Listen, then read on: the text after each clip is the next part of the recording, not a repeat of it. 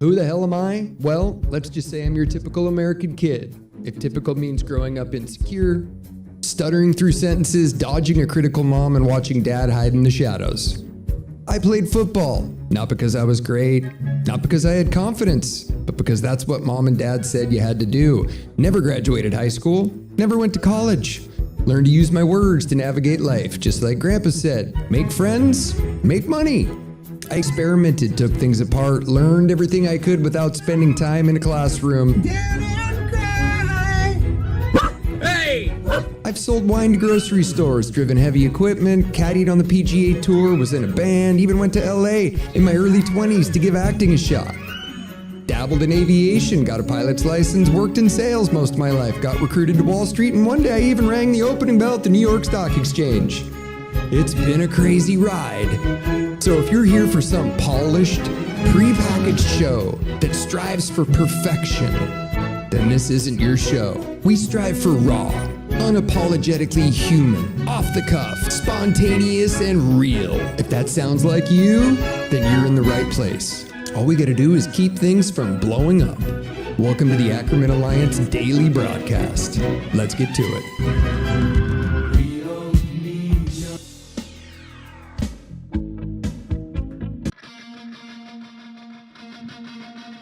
Welcome to the Ackerman Alliance Daily Show, your daily dose of things you need to know, and probably some things you don't. Yeah, probably some things you don't. I am hoping everybody can hear this morning. We've had some audio issues. I've had some people who've run across the stream, I think on Facebook. I'm just kind of using the shotgun approach to all this. You just throw it out there to the world, see what sticks. More people are, I think, seeing and running into this on Facebook than anywhere else, since, again, YouTube is still just not allowing me in. I don't get to play. I don't get to send my voice anywhere on YouTube. And I don't know really why. Well, I kind of know why that is. I'm wondering how many other people know why that is. But anyway, I apologize for the audio. And if you were waiting for a show yesterday, I ended up having to keep postponing and postponing and postponing, and I had to pick up my son, and life happened, and I'm not quite at the point yet where I can really just carve out an exact time and always nail it. Just like the intro says, this is just real. This is really just me and me sharing some of my experiences, some of what I think more people should start considering these days, and hopefully find some ways that we can all get back to understanding one another, what's happened, what's going on, how we can start communicating more, and how we can somehow get back to a point of realignment, understanding, communication. Because life is really a lot more fun when we have things in common with the people around us versus what we don't have in common. And I think today's topic and today's discussion, and again, if you'd like to join, I still haven't figured out exactly how we're going to deal with the chats. Thought I had a chat window, but no, not embed. I don't want to embed. Well, I'm hoping within the next week or so, I'm going to be able to find out a good way where I can consolidate chats and hear from you guys, in real time. Right now, I say you guys. I love when you start one of these things. One of my friends called me who she started broadcasting a while ago and went through some life chaos, and life happened, and that just happens. It's you deal with it the best you can. We're old now. Turned 50 last year. Gonna turn 51 this year. Not much time left, but she started to do this and just couldn't keep the momentum going because it's hard. It is. It's hard to do this. But what I want to talk about today, it really hits home. It does. And I'm hoping it will with some of you. If you listened to the last one, which was, I kind of skipped yesterday's. And so today is the 6th broadcast or the 6th stream, whatever we want to call this thing. And I left off kind of explaining or trying to explain. Now, I didn't go back and watch it. If you do this and you get caught up on not just being in the moment, like going back and reviewing what you said and make sure you said everything right, you're just going to lose yourself and there's no point. I feel I do everything just kind of off the cuff. Yeah, I'll do a little preparation on things, but I started to talk about kind of where I formed my political affiliations. Like what was it that caused me to think the way I think, do the things that I do, have the morals that I possess today. And morals is a real big one. Morals is one that we are fighting right now in, it's hard to explain, but I'm sure a lot of you, anybody, I'm pretty sure that most of us have a very similar experience with love and pain, and because we're all human. At one time, we were all relatively connected in this part of the world, Washington State, where I have been most of my life, except for a short spell in Alaska, where my mom got my dad transferred without him knowing. For the most part, I've been in Washington State. And growing up with two very kind of polar opposite families, there was my family dynamic, which again, all of us have our own individual family dynamic, right? We have our dynamic when we go home for the holidays. We have our dynamic when we decide to start having our own holidays. Some people want to create their own traditions and leave the traditions of their family in the past. I guess it all kind of depends upon just how much abuse and or toxicity or whatever you dealt with in your family. And I know that is a big one right now, that a lot of families are probably fairly divided. It's they're probably divided on political view, right down the middle, of just like, okay, we've got these people who think this way, we've got these people who think this way. You've got one political faction who claims to be like the virtuous, care about everybody, we have to save everything always. We got to fight for this. We got to fight for that. You've got one side who weaponizes and shames and really does, I think, use a lot of toxic manipulation to just kind of gain control. And then we've got another side that is probably a little bit more on the religious side of things, the religious Christian morals and at least I think are being painted these days. These would be my dad's parents, which I spoke about on the day before yesterday's broadcast. And they would be kind of the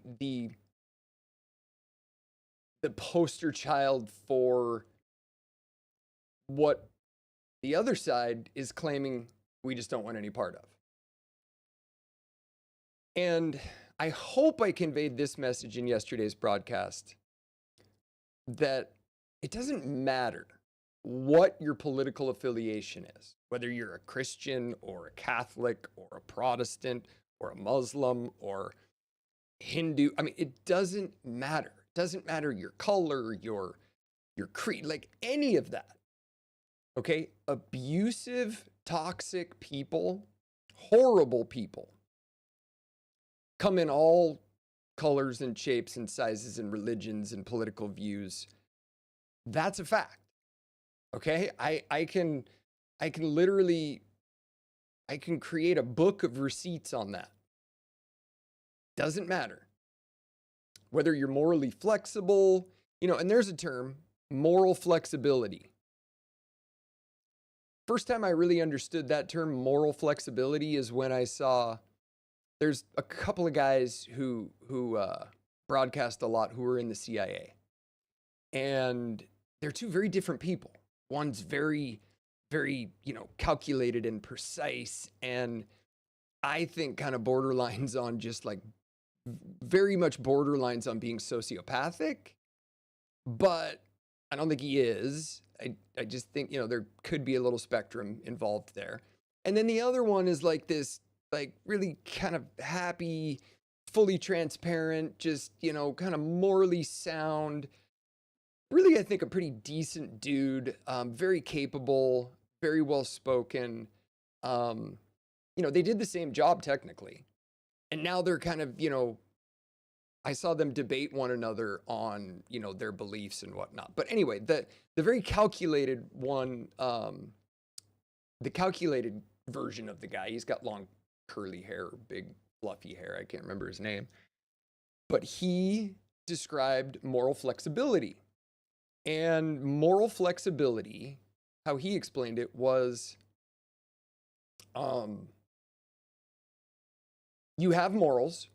Like, let's say you've got Christian morals, you believe in doing right by people and treating people with kindness and being fair, all those kind of things that you would just love everybody to be more like. But you also have the ability that if somebody is going to harm your family or harm your country or harm the people you work for, whatever, that you have the capabilities to just walk up and shoot that person in the head and take them out and say, okay, that had to be handled because my morals tell me that I'm supposed to protect these people. So I need to be able to do whatever it takes to protect these people. And then it dawned on me then, like that is very much so where moral flexibility lies. And I don't think there's anybody that I would talk to here.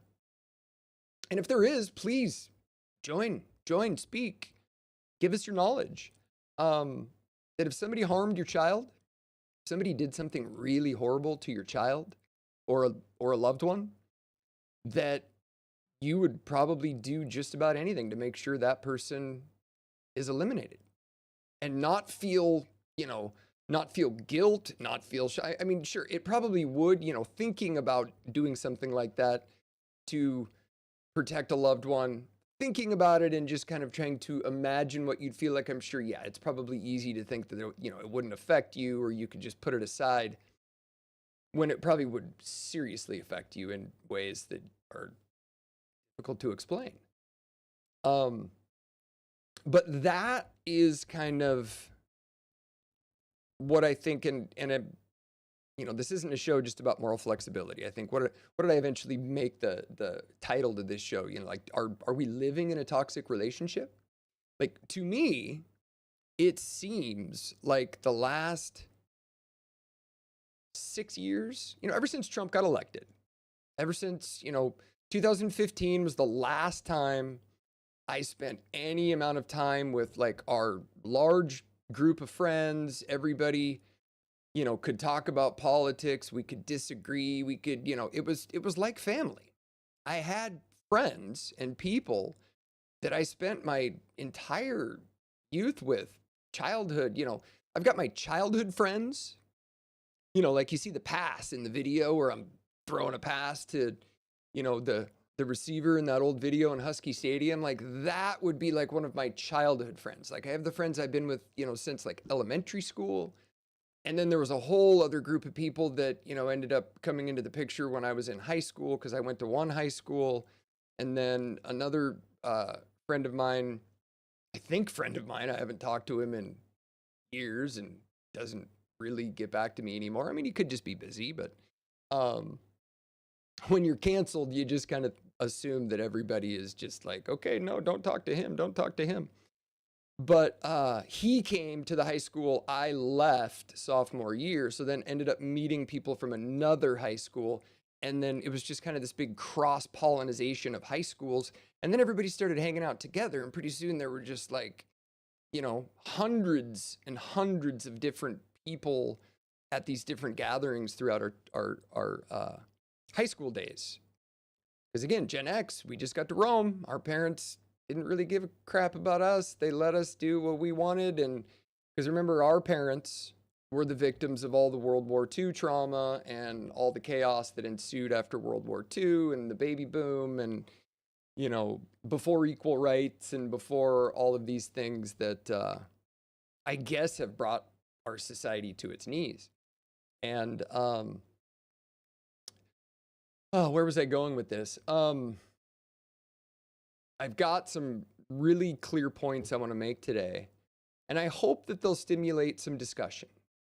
I hope that if you catch this, first of all, if you catch this on Facebook, will you do me a favor? Will you go to YouTube? And I got to break through this suppression, this shadow ban. Nobody can see my videos. Nobody can comment.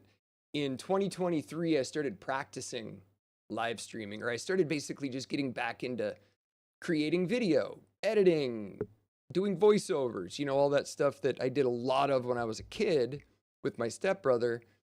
And so I started making some like raising abused dog, like raising rescue puppies. And back then, my videos like immediately took off. I went from getting 100 views to 150 to suddenly, bam, I am getting 13,000 views a day, and my subscribers are going straight through the roof on pace. It was exciting.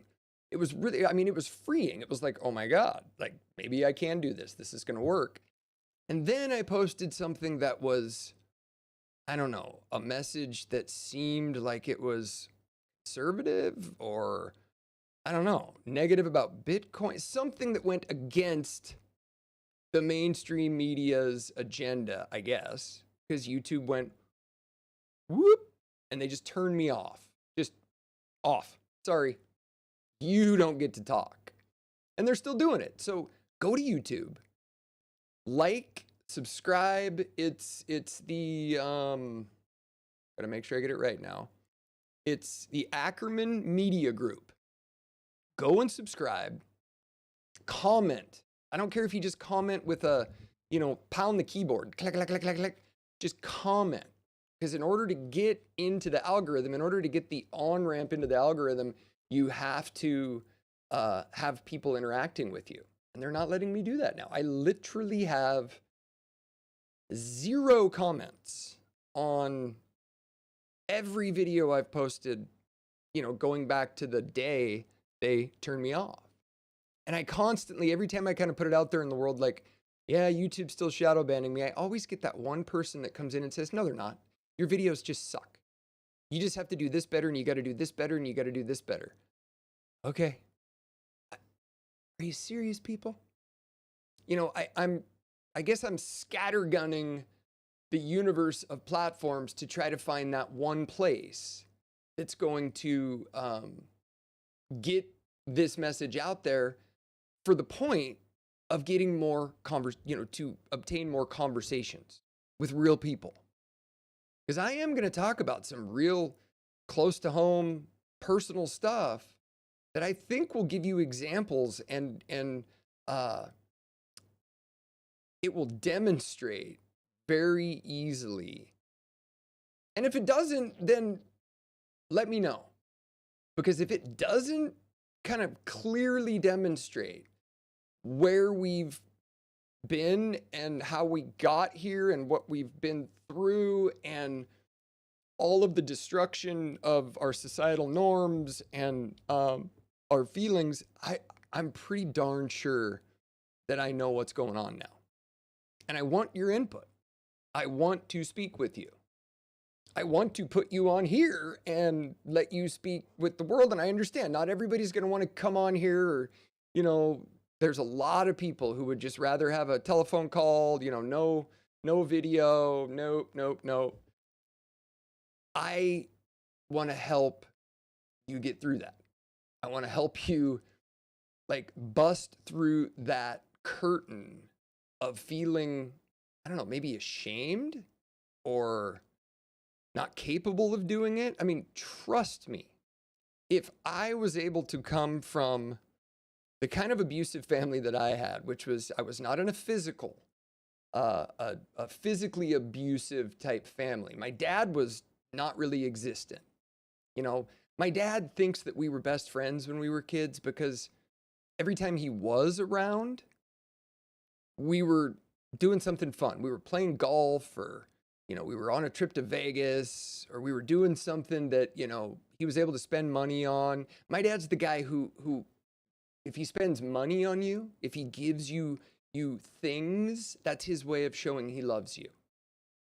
Won't give you a hug. Kind of one of those awkward, like, hey, I love you. Oh yeah, I love you too. Does anybody know that parent? A little hard for him to do that.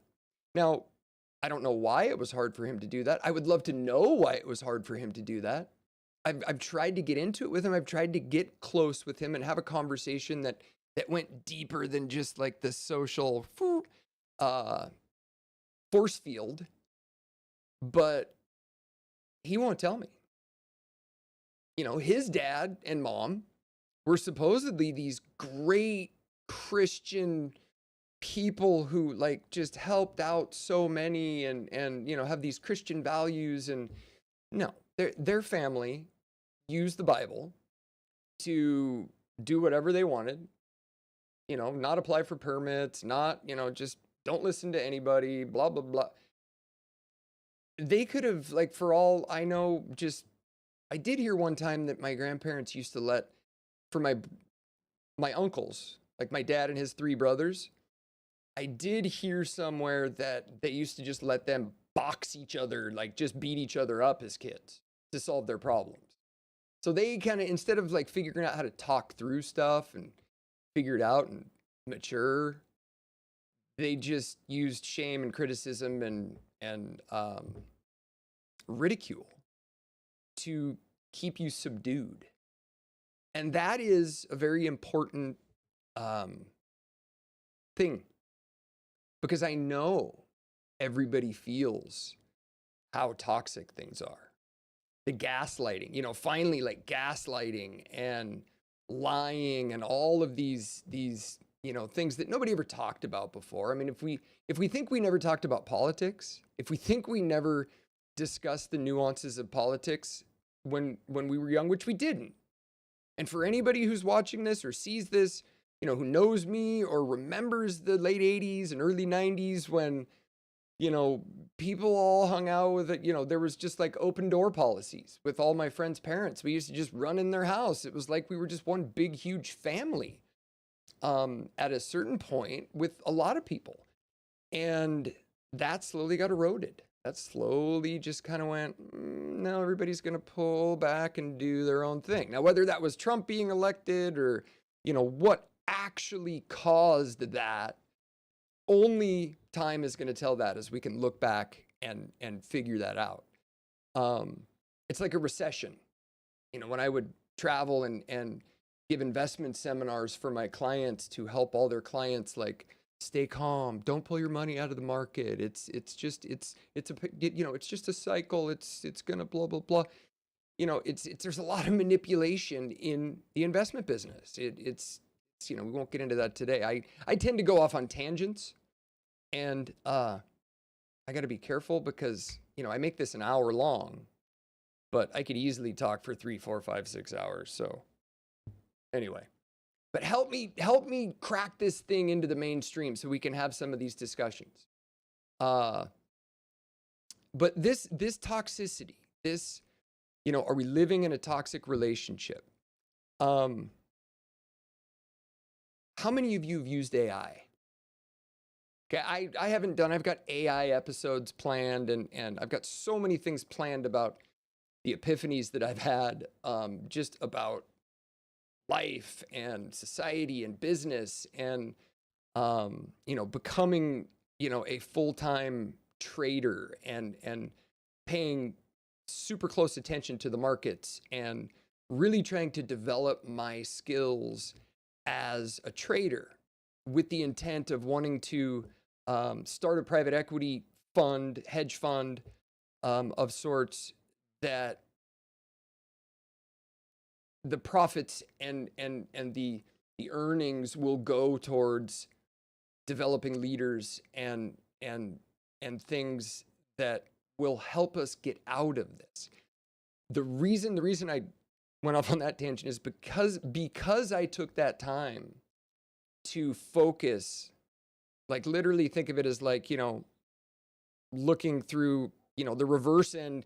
If you ever turned binoculars around and looked in the end, the opposite way, it makes everything small. I wanted to turn, the binoculars around and focus in and really look at why things have happened and how they affect the markets and how that can make me a better trader. And it's really opened my eyes to how everything is connected, how everything, in our society, how, banking and politics and monetary policy and fiscal policy and global politics and everything affects the growth of the markets and affects our psychology. Because really, the number one presentation I would give in my travels through all those years with the banks was a presentation on investor behavior. It was it was a study. I forget who did it. I'm probably going to massacre this because it's been a long time. But why the average investor is kind of pre-wired to fail at being good at investing. And it's because we are wired as human beings, going back to the age of when humans first walked the planet, when everything wanted to kill you, that we're pre-wired to have an emotion, which is our fight or flight instinct. We either face it and fight it, or we go blah, and we run away from it.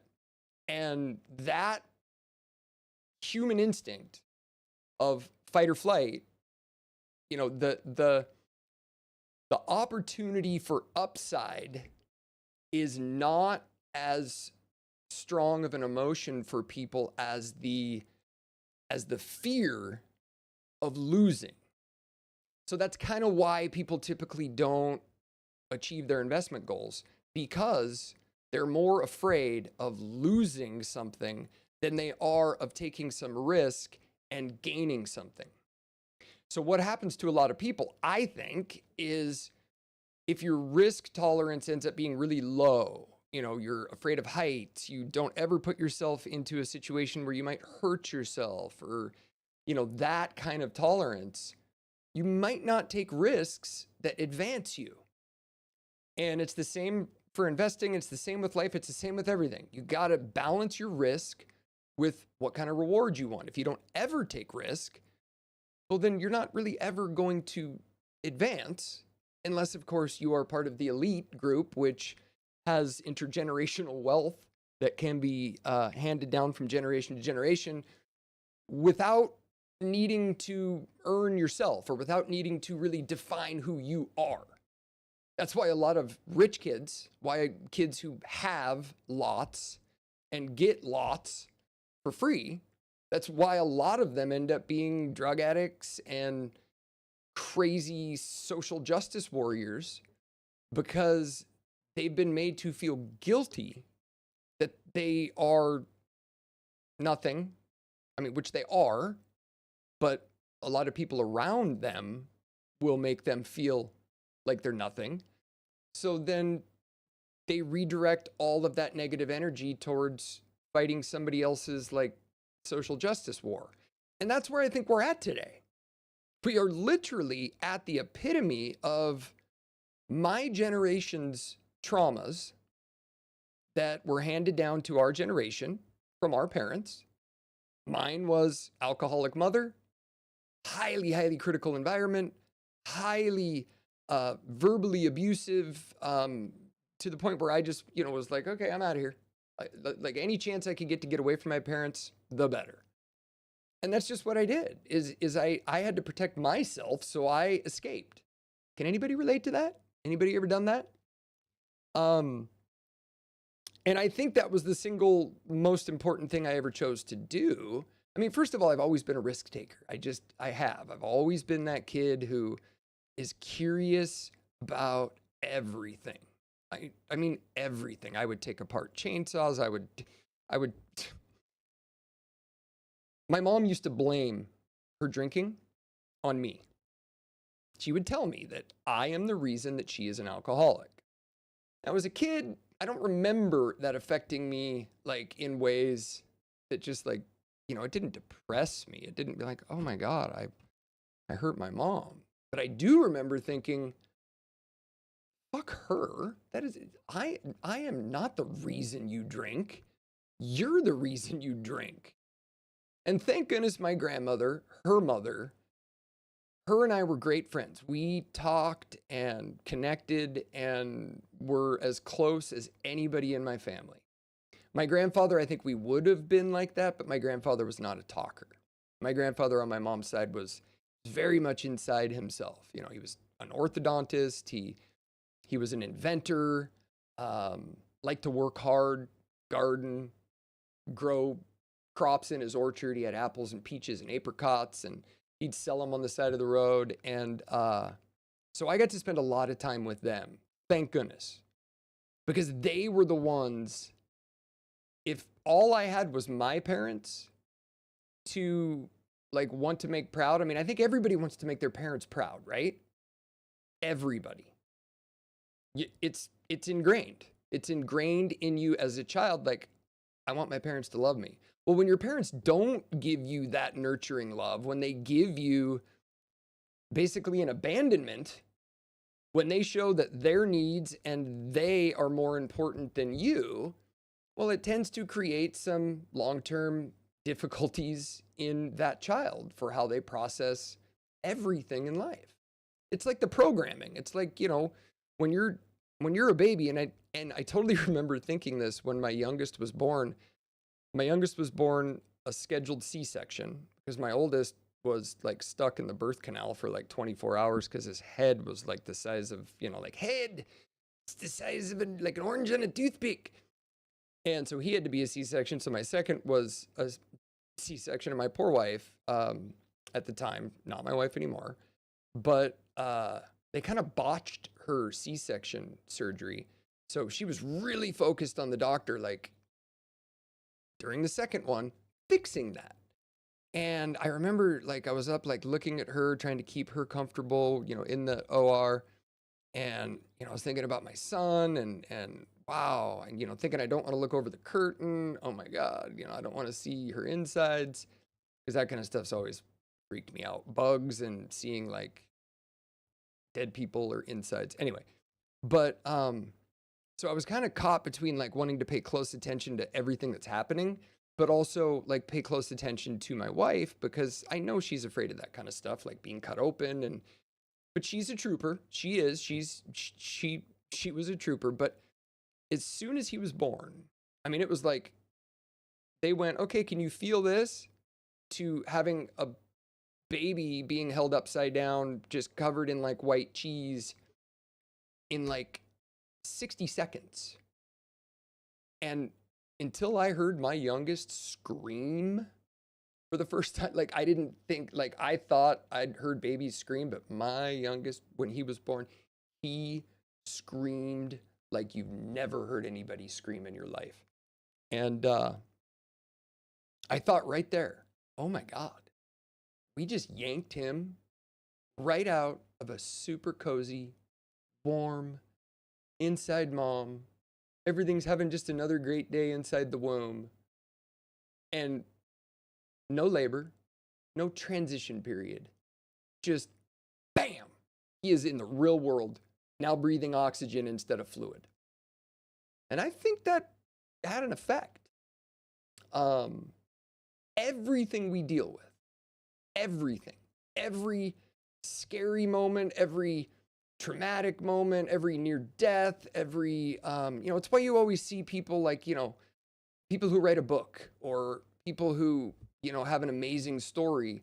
A lot of them have near death experiences or events that happen to them that just like turn on a light bulb.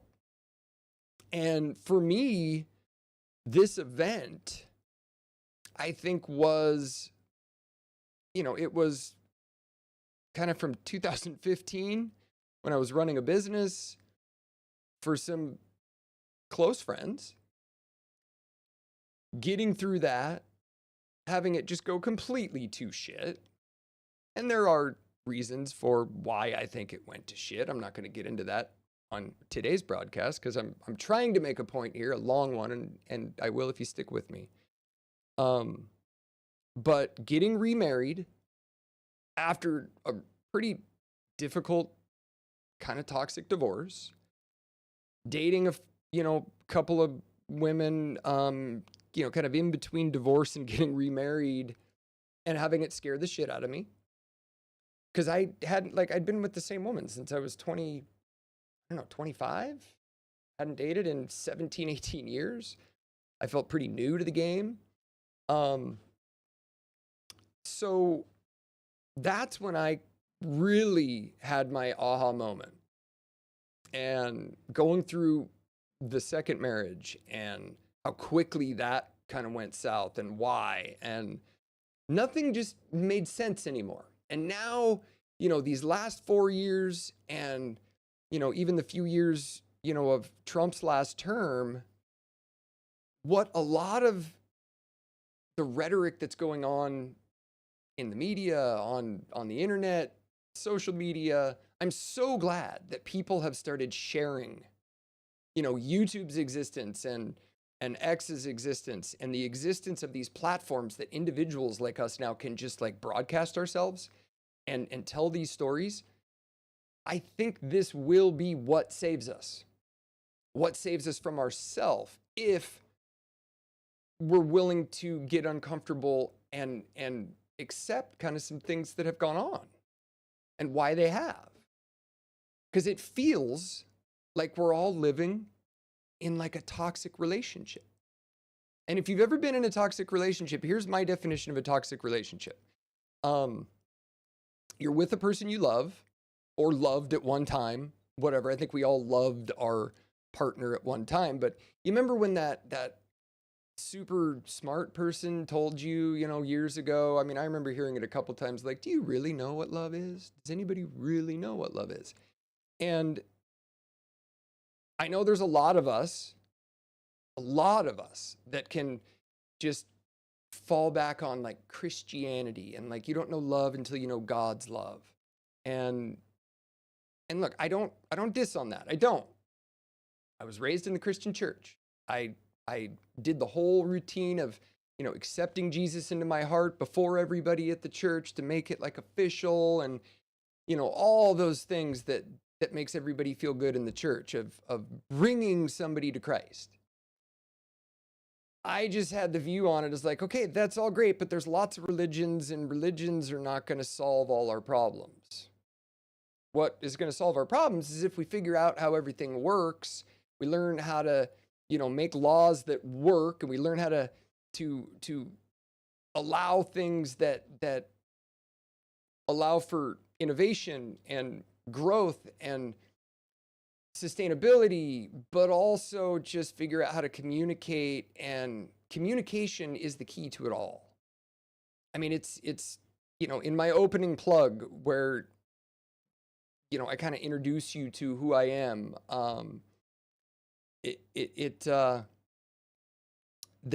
There's a lot, all of my success that I've had. I didn't graduate high school. I was kicked out 2 weeks before it ended. I didn't have good grades. I mean, I didn't do school. I was never home. I went to school because the law said you had to go to school. My mom used to yell at me and say that the truant officer is going to come arrest them if I don't go to school. And I think my mentality looking back on those years now was, I don't give a shit about school. because you don't give a shit about me. So why do you give a shit about me and school? Like, whatever. That was how I felt. And I could have maybe done more. Sure. I didn't like getting bad grades. I didn't like being that guy who never had his stuff done. You know, it was kind of humiliating. It was dumb. But it was what it was, and I just accepted it and just like, okay, I'm on my path. You know, my dad used to criticize me nonstop about, well, you're not going to choose to do, you know, if you're not going to get good grades or do the, you know, you're just going to be a failure. And he's just been telling everybody, literally been passing down, you know, my father-in-law hired me to work on Wall Street. He gave me that opportunity. And if you ask them, or even my ex, they will tell you that I would have been nothing if it wasn't for them. That's what people have told my kids, whatever. The fact is, he opened the door for me. He got me an interview. He got me that opportunity to go and interview and do what I knew I could do. You know, I learned how to communicate. I learned how to make others feel confident, how to push people up. And if you learn how to push people up, you learn how to make people feel better about themselves, even if it's just right there in the moment, you're going to be more likely to be included in things, to be given opportunities, to be mentored, and luckily, you know, my father-in-law, the person who gave me that opportunity, thank goodness he was an amazing person. I mean, he truly was. He gave so many people the opportunity to have really amazing careers, you know, taught us all how to speak and present and, you know, just carry yourself in a professional manner that, you know, you're not demanding respect. You're just, I think it's called charisma. You know, he saw charisma in me that I got from somewhere. I didn't get it from my parents. But it's a confidence, charisma, confidence that puts you in positions that you might not have been in otherwise. But I was always told I was going to fail. Dad even told, the reason I told that story about my father-in-law, my dad even told him at my wedding, I think it was the year 2000, maybe 2001, but at my wedding, he told my father-in-law this: just want to let you know, he's going to disappoint you. Literally. Can you believe that? Like that is just, anyway, I spent my entire life with my dad. I mean, I spent my entire life basically trying to be the peacekeeper for everybody, trying to make sure mom was happy, trying to make sure dad was happy. Just people who come from those kind of backgrounds, toxic, you know, environments, you just want everybody to be happy. You just want everybody to have fun. You know, that's, I think, why, you know, where I learned how to use humor to lighten the mood. Like, whoa, it's a little too tense in here. How about we tell a joke and lighten the mood a little bit? That's what I got good at. And luckily for me, that kind of personality and that kind of behavior or whatever you want to call it, just that kind of behavior is what helped me succeed. But it also allowed me to just get really good at taking critical verbal abuse. I think I've said it before on some of the other shows that if I could go back and have to, you know, if I have to go back and relive my life again for some reason, maybe I wasn't a good enough person, I don't know. You know, you hear from those people that say, well, like, if you don't do it right, you got to go back and live it all over again. Great, because, you know, from 1983 through 1994, life was great. It was fun. My dad was gone, working all the time, working. And he just sent money home. I had a boat, I had a car, but I didn't have too much because my dad is also, he weaponizes money. He weaponizes financial control. He weaponizes that and he gaslights with it. So he gives you an opportunity like, hey, why don't you do, hey, yeah, I'll pay for that. That'll be great. Why don't you do it? And okay, awesome. Thank you, Dad. I appreciate that. And then you get into it and you start like making some headway and then he pulls it back, takes it away. That's the gaslighting. It's the push, pull, the push, pull, the push, pull. It's what abusive people do. Shame, guilt, manipulation, triangulation. Anybody know what triangulation is?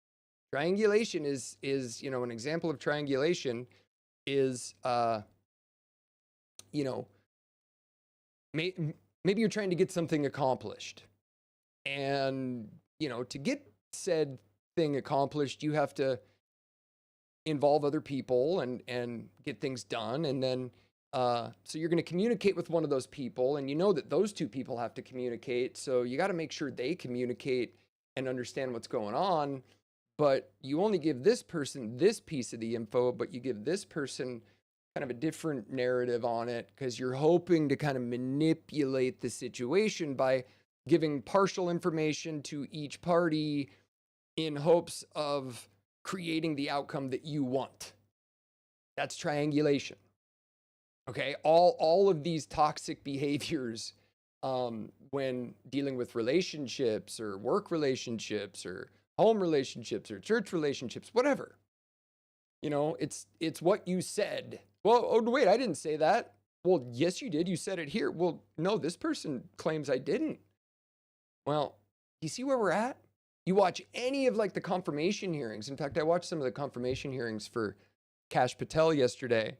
And look, I am not pro Donald Trump. I never have been. I really truly haven't been. I've been an independent. Go back and watch. Watch the last episode. Okay? I have always felt that I was independent. Voted for Ross Perot, voted for Obama one time, didn't vote for him both times, but I always tend to just vote for who I think is the most logic, who is the most capable of leading and making things better. That's just, maybe it's my logic filter. I don't know why, but I've never been like emotionally attached to any one person or believe that Republicans or believe that Democrats. I frankly thought that both parties were just like full of complete assholes and would love to see better leadership in Washington and didn't pay much attention. But now that I have paid close attention for the past almost 6 years, now I just see it like it's hit me with a freaking truck. It's hit me with the truck. I got run over by, oh my God, we have literally just destroyed ourselves. And that's why today's episode's topic was, are we living in a toxic relationship? Yes, that is what we are living in right now. And until we figure out how to get out of it, I talked a little bit about AI. If you haven't used AI, you got to figure it out. You have to figure. AI is going to give me the capabilities. And maybe we'll talk about this tomorrow. I'm going to go a little bit long today, but maybe we'll talk about this one over the weekend or as we get into next week. But with everything I'm dealing with right now, what I'm doing here, being shut down. Like my friend who has kind of been a toxic narcissist his whole life, but I've believed in my heart that his insecurities and his like treating of people the way he does is only because, one, I think he falls on the spectrum that nobody has ever put the pieces together on. And two, I just think he's so insecure with himself.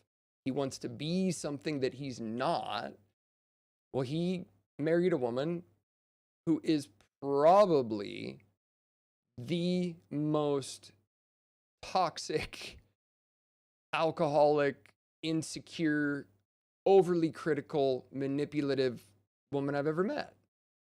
And I'm not a woman hater. If anybody tries to, I'm sure there's going to be plenty of attacks on me to try to cancel me or get rid of me, even from just this. Okay, I am not a woman hater at all.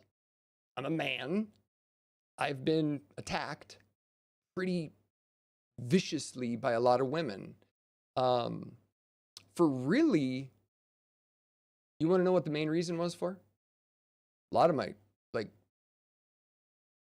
I'm never going to name any names here. I don't want anybody to get doxxed or anything. But I have a tendency to help people feel more confident about themselves. So a lot of times when I've made friends or been lifelong friends with, my kind of best friend from 2020 to 2017 or 18, his wife tried to ruin our relationship. Just tried to ruin it. Why did she try to ruin a friendship with one of her husband's friends? Well, my opinion was that I gave him more confidence. We would talk to each other about, our relationships and our lives and our mothers and our fathers. He's a really intelligent dude. And I value relationships and friends who can talk deeply about themselves and about troubles and, just transparently, not afraid to just talk about what's going on. Everybody needs somebody like that. AI is that person now. Or I'm using AI as that person now. I hope to make connections with people again at some point, but we're not there yet, I guess. AI can do that. I have asked, just this morning, I asked AI a question. I forget the exact question, but maybe I still have it here. I'm trying to put together all of this societal parallels with, toxic relationships and narcissistic abuse. And why are so many kids in their early teens acting like such narcissists these days? I mean, can anybody agree with me that teenagers are now more narcissistic today with a couple years under their belt than some of the more horribly narcissistic people I know who are adults? Okay, so the first question I asked AI, well, this is kind of a long one. What would you, I was just looking for this first, let's see how smart AI is. Maybe AI knows about some of these theories that I'm kind of forming in my head. And I was trying to figure out why the dynamic between men and women has been so nuts. It's like a power struggle. I mean, that's how I kind of put my my 17-year marriage or 18-year marriage, whatever it was. When I reflect on that, I was like, God, why did it feel like there was such a power struggle all the time? I'm not an overbearing person. All I wanted to do was play golf every once in a while, work, do things with the family, and make sure I raise kids who have confidence and, are good human beings and can communicate with people. And boy, we were on that path for so long until we weren't. The day my wife decided to actually make the change or, decide to kind of go forward with us splitting up, one of the off the cuff reasons was, you're voting for Trump, just kind of, and I was like, huh, what? I didn't vote for Trump.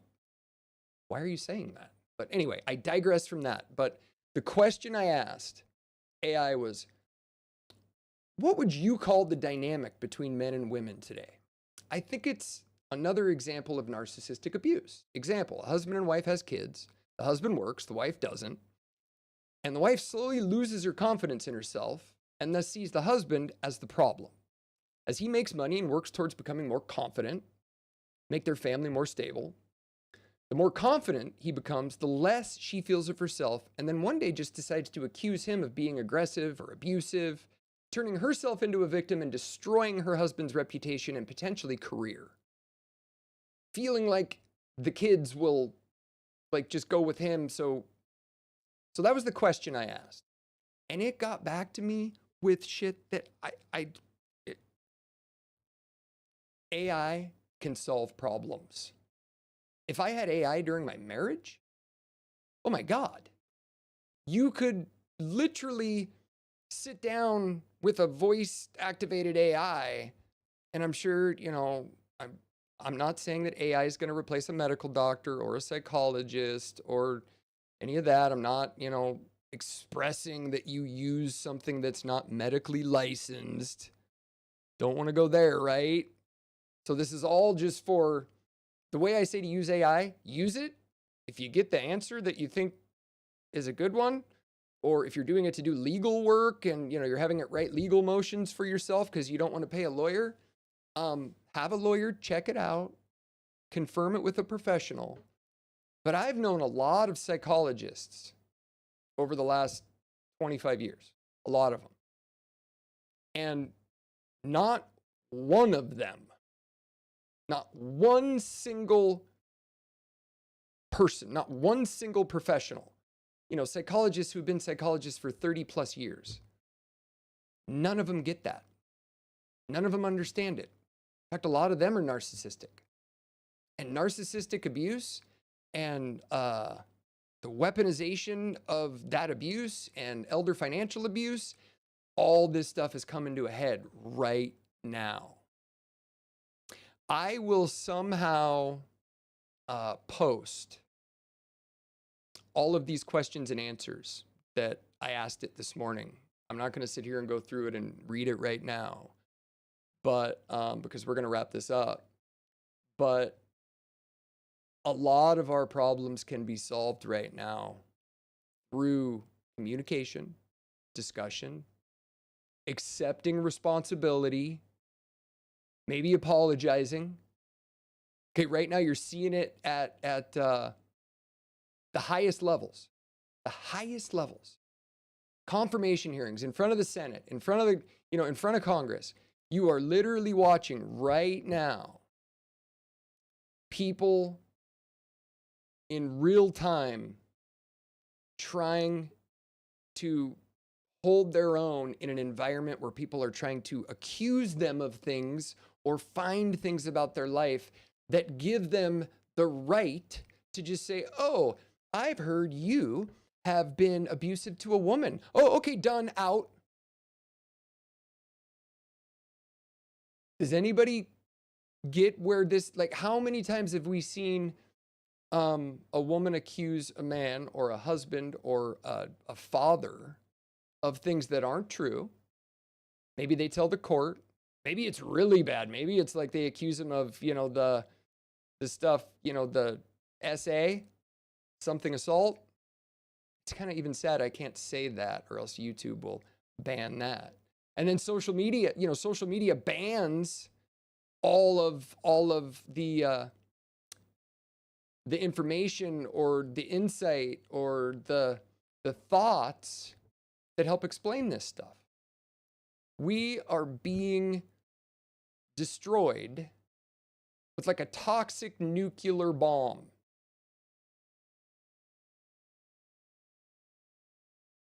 That's my story and I'm sticking to it. And I created the Ackerman Alliance. Okay, it's not Easley Alliance, it's the Ackerman Alliance. And the reason I created the Ackerman Alliance, my name is David Ackerman Easley. And yes, I'm probably putting myself out there to be attacked and, my identity I don't care. It's already happened. I've already been attacked. I've already been destroyed, with slander and, oh, he's a this or he's a that. I mean, it's happened. I almost gave up. Like, I literally at one point was just like, what is this happening to me for? What is what have we turned into? But I didn't, because I thought about my kids and I thought about my grandparents. And I owe it to my kids, and I owe it to my country to make sure that the things that my grandparents on my mom's side, the Boltons, Dr. Bolton and Joanna Bolton, the things that they put out in the world, which was kindness and, being a gentleman, and they were the ones I wanted to make proud. So I owe it to my country, my friends, and everybody to try to keep those values alive, to try to keep that that kind of moral code. Now, look, I am not, I guess, I consider myself morally flexible. I'm not perfect.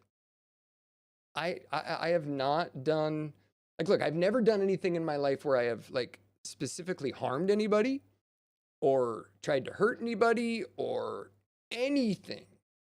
The reason I can do this so easily, there's a pun, not intended, is because I know, like, genuinely that I really have nothing that I'm ashamed of. There's nothing that somebody can attack me with or expose or make, like, or put out there that's going to destroy me. They tried, but there is nothing. It's like when my first wife, she thought I was cheating on her. She thought I was a cheater. I've never been a cheater. I was always too busy doing other stuff, playing golf, playing with computers. I was always so busy. The thought, like, well married, the thought of being in a marriage and having a girlfriend or somebody else, like, there was not enough mind space to do that. But some wives are jealous. I traveled a lot. I had an expense account. I probably had the opportunity, but unfortunately, I'm just kind of oblivious to it because I'm never looking for it. But unfortunately, our divorce was kind of sparked off because of a person that I hired to run our sales division at the company I was running. And it's unfortunate. I mean, it is, but life happens. Life happens, and we just got to deal with it. So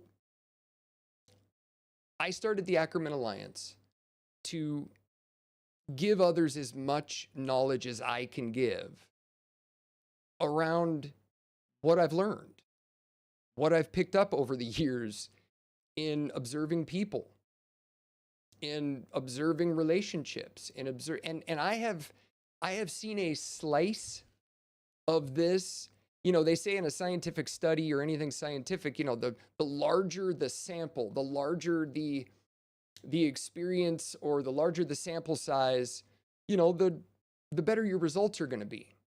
And I've had the opportunity to meet some amazing people, going from a small town in Washington State and getting kicked out of high school and not going to college. I might not have had many opportunities, but I did have opportunities. I lived in Los Angeles for a year, tried to crack into the movie business, got to meet a lot of very well-known celebrities, see what they were like in person versus what their personas on screen were.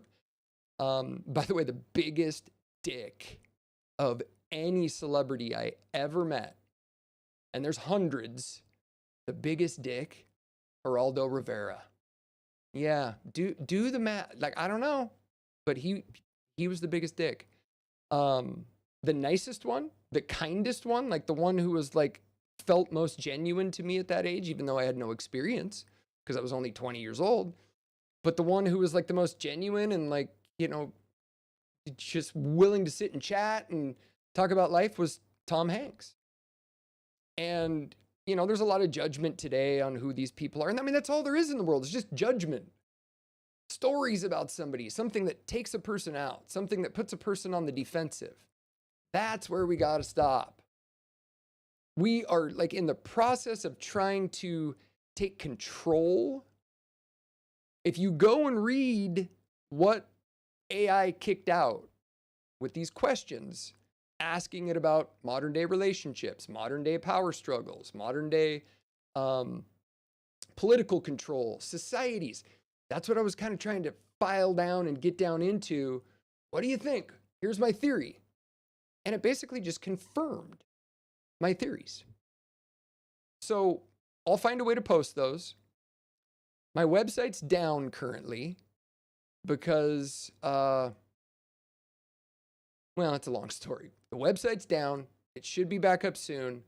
But the Ackerman Alliance started with my middle name because, frankly, my dad and I finally I had to step away. I had to say, okay, that's it.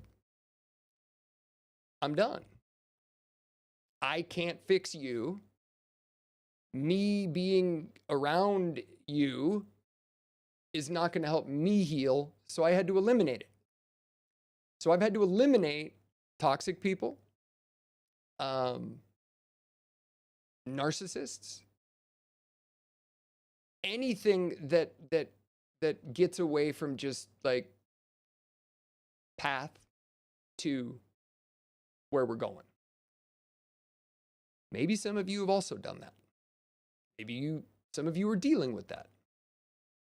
If you're in a dark place, if you're in a place that you feel isolated and alone and you know the world is collapsing and you don't know why and everybody's making you feel like the problem, look, I'm not a medical professional. And if you do feel really dark and down and bad, like you should contact a medical professional, but give me a shout.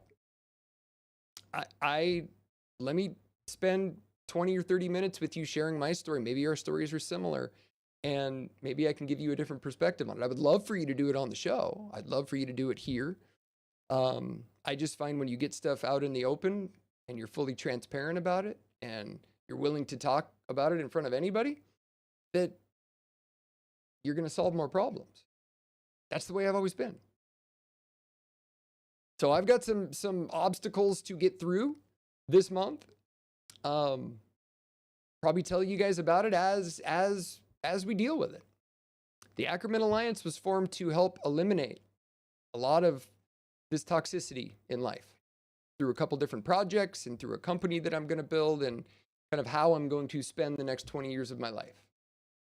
And I've got some ideas how I can include a lot of the people who will follow and want to be a part in this or want to take part in the conversation or just listen to the conversation. That's what the Ackerman Alliance was formed for. It will not make sense until it makes sense. Yeah. Does that make sense? Anyway, I've gone way too long. So we'll see you till the next one. We will see you at the next one. I'm getting better at this. It's going to get better. As soon as I get some support and take it to the next step, it's going to get even better. If anybody wants to jump in and start doing this, get set up, I can help you do that.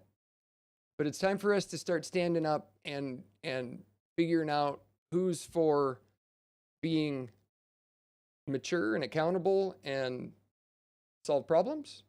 And we need to find out who refuses to do that and just stand on their whatever, their image that they've created for themselves. As soon as you can take your ego and go throw it away, once that ego dies, you then can be genuine in yourself and you can accomplish so much more. But you gotta throw that ego away. You gotta make it go away. Who the hell am I? Well, let's just say I'm your typical American kid. If typical means growing up insecure, stuttering through sentences, dodging a critical mom, and watching dad hide in the shadows. I played football, not because I was great, not because I had confidence, but because that's what mom and dad said you had to do. Never graduated high school, never went to college. Learned to use my words to navigate life, just like Grandpa said. Make friends, make money. I experimented, took things apart, learned everything I could without spending time in a classroom. Hey! I've sold wine to grocery stores, driven heavy equipment, caddied on the PGA Tour, was in a band, even went to LA in my early 20s to give acting a shot. Dabbled in aviation, got a pilot's license, worked in sales most of my life, got recruited to Wall Street, and one day I even rang the opening bell at the New York Stock Exchange. It's been a crazy ride. So if you're here for some polished, prepackaged show that strives for perfection, then this isn't your show. We strive for raw, unapologetically human, off the cuff, spontaneous, and real. If that sounds like you, then you're in the right place. All we gotta do is keep things from blowing up. Welcome to the Ackerman Alliance Daily Broadcast. Let's get to it.